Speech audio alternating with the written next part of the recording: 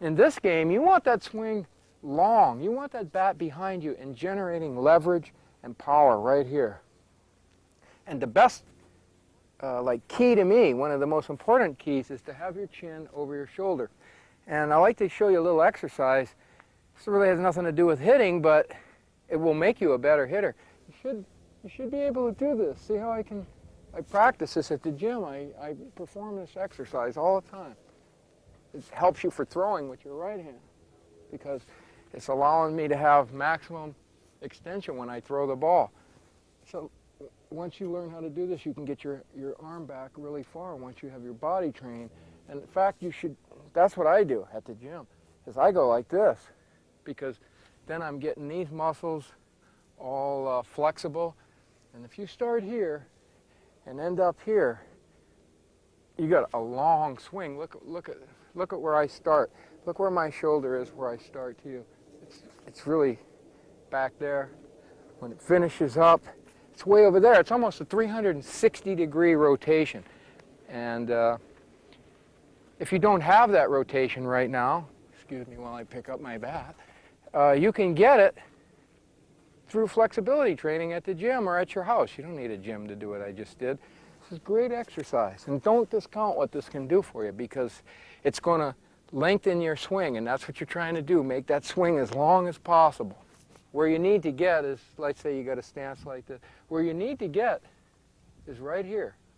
When that front foot comes down, your hands have to be back, as far back as you can get them. Your hip has to be closed. This is very important right here. Your chin should be over your shoulder because if it's over your shoulder, this bat is as far back as it can go. You know, if your chin's here, look it. You're not going to have any. You want a long swing. That's the key to this game.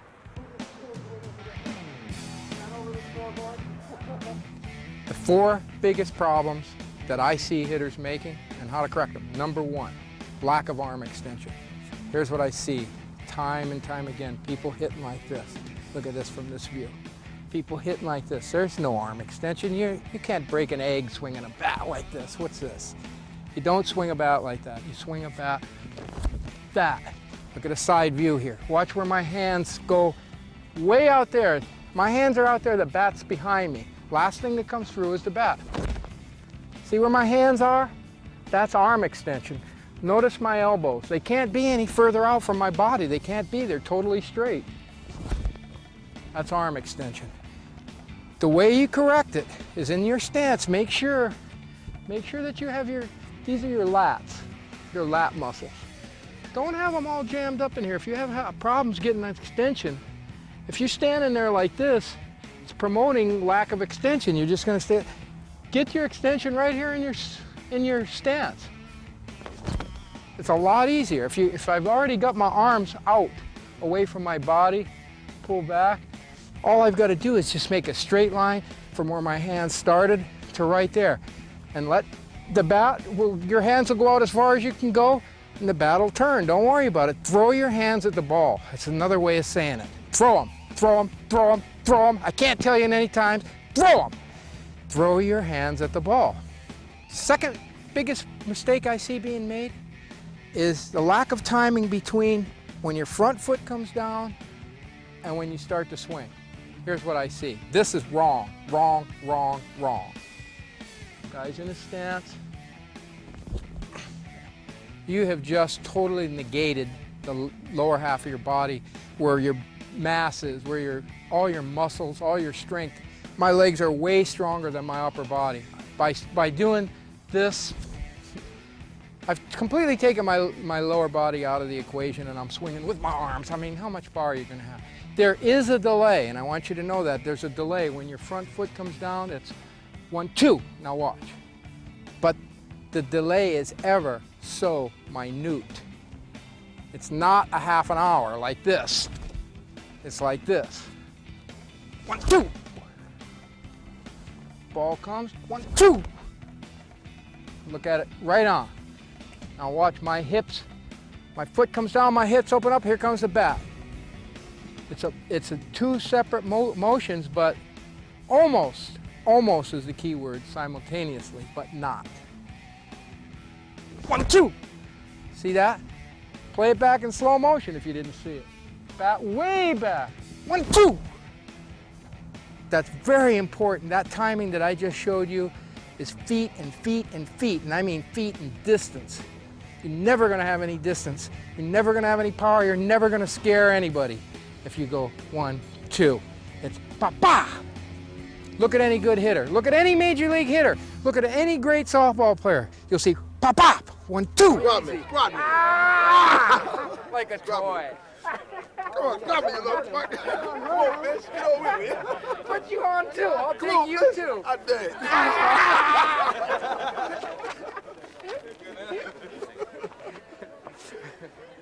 Okay, number 3, biggest mistake I see people making is the very first movement they make. Let's say this is their stance. The first movement they make is this. For some ungodly reason in slow pitch softball, people want to go like that.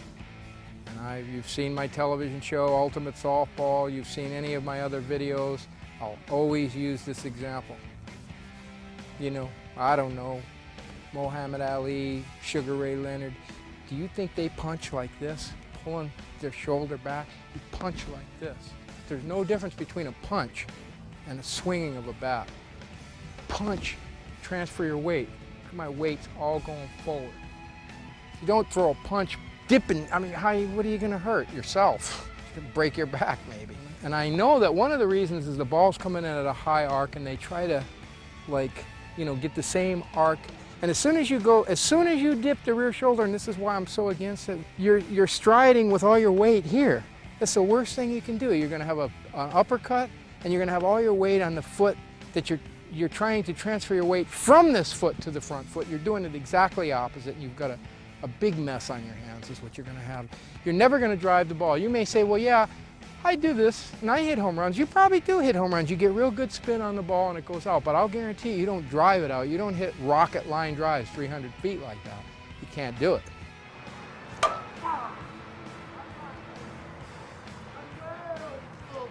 Again, to combat it, have your back shoulder higher than your front one, just like this.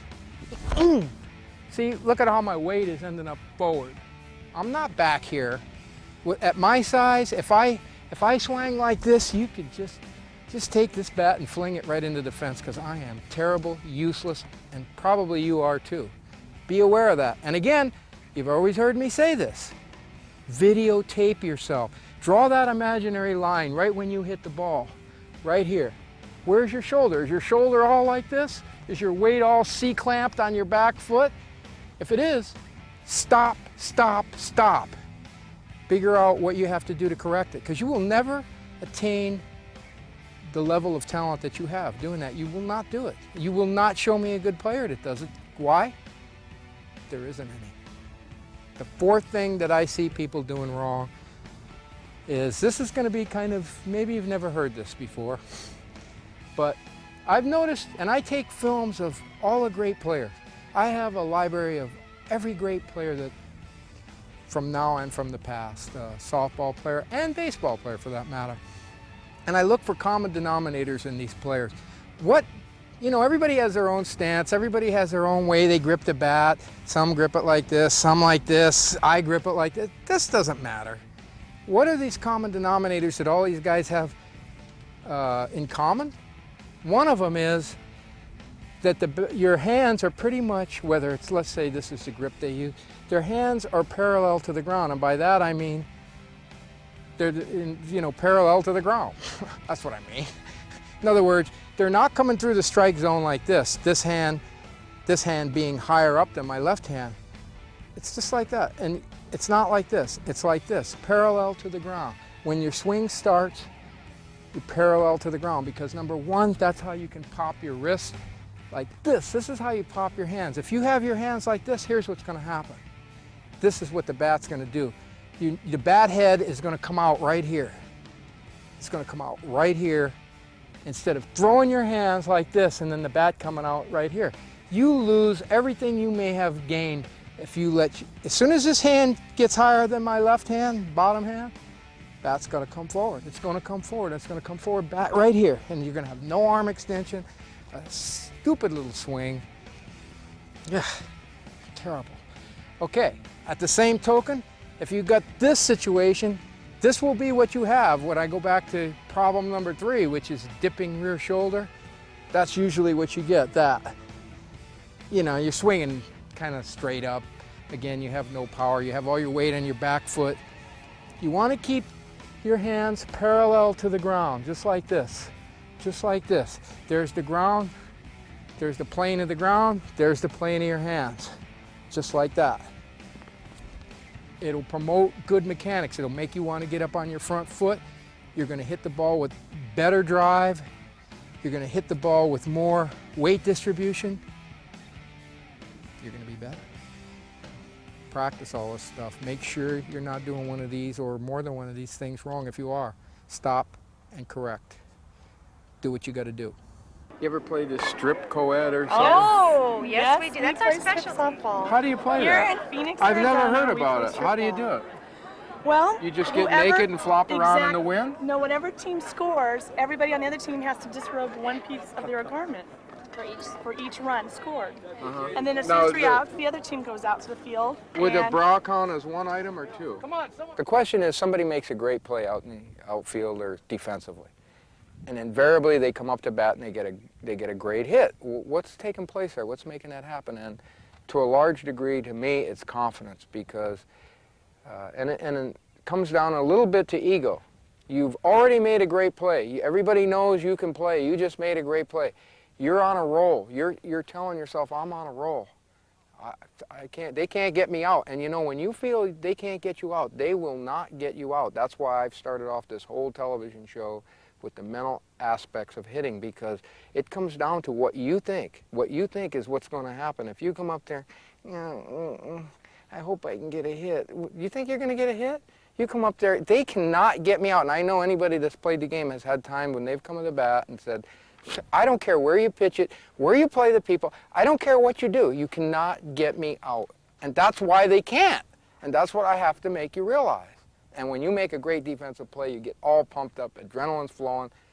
It's even harder to get you out because you're doing what I just said. You got confidence and you know you own the field. And that's what it comes down to.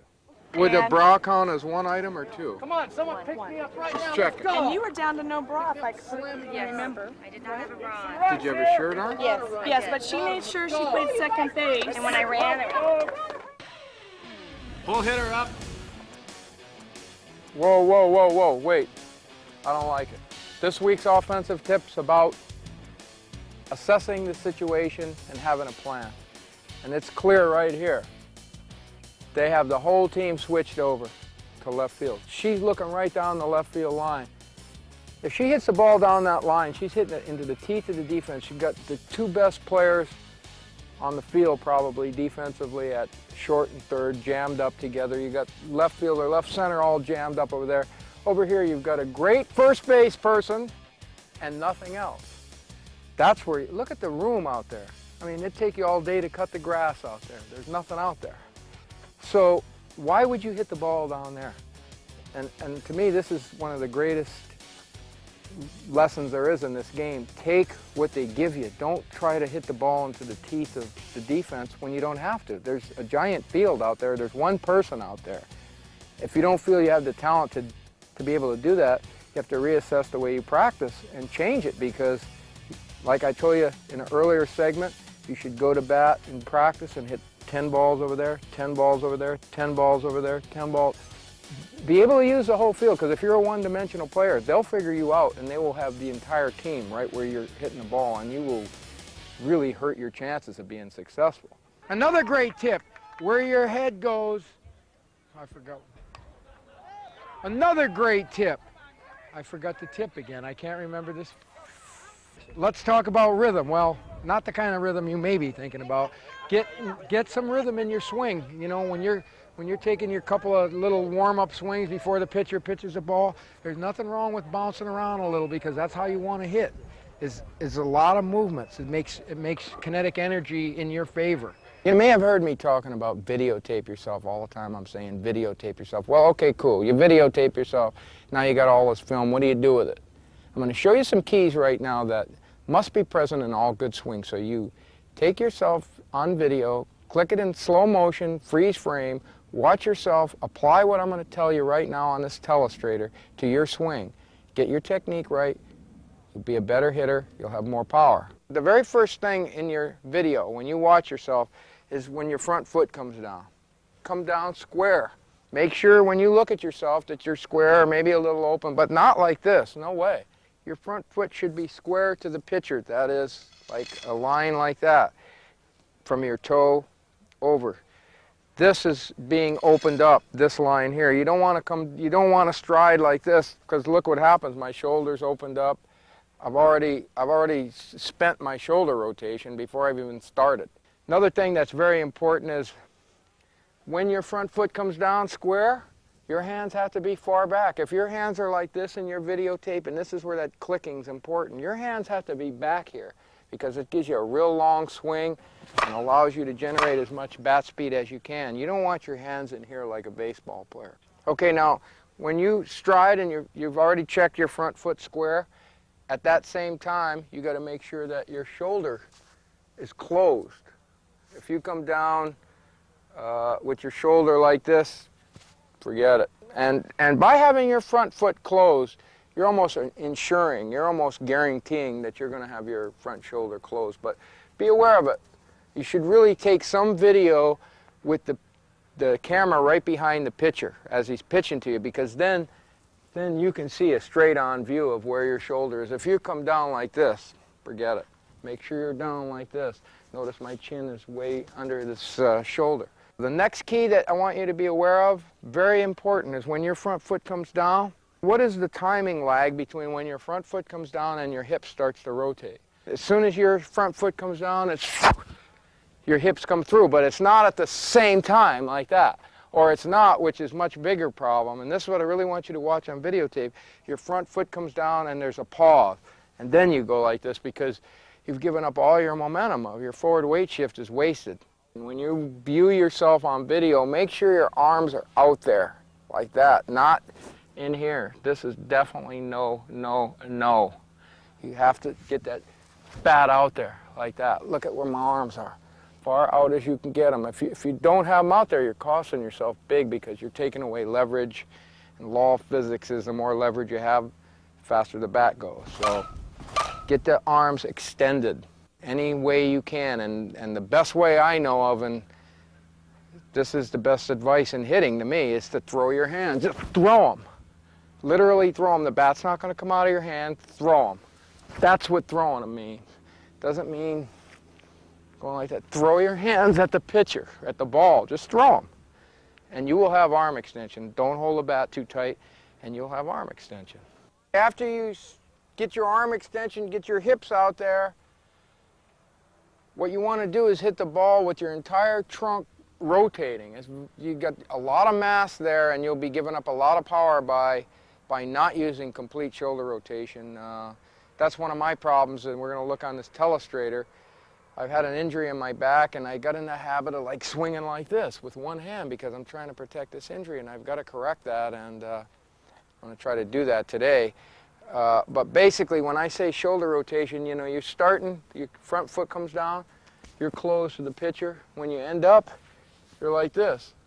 I mean, my shoulder went from here all the way to here, and this shoulder went from here all the way to here. In other words, I'm rotating the mass of my entire upper body into the ball, and it's very important because that's what's going to give you the acceleration through the ball and keep your bat speed up, and it'll equal distance. Oh, the oldest tip in the game right here. Watch the ball hit the bat. Sounds easy, but you know, it's still a big problem with a lot of people. Just make sure when you're taking batting practice that you're conscious of watching the ball hit the bat, because it's kind of an unnatural thing to watch that collision. You kind of like want to turn your head. Don't let it happen. But you know, there's another reason to have your head on the ball, and that is when you're swinging, like the ball's going to be right there. If I got my head down, it's concentrating all my weight right at the point of contact. I'm pushing my weight here. Instead of like swinging like this where I'm not really watching the ball as well, I'm upright. I don't have my mass going forward into the ball, like right there. If I watch the ball hit the bat right there, I mean, that's like a classic shot right there, because all my weight is concentrated right at the center of contact, and that's what you want to do. And get used to doing that. Watch the ball hit the bat, and don't pull your head off, because that's what's going to hit that ball a nice little sickening little pop up to the third baseman. Don't put your head off the ball. Keep it down. Ah, peut-être que là, c'est assez loin.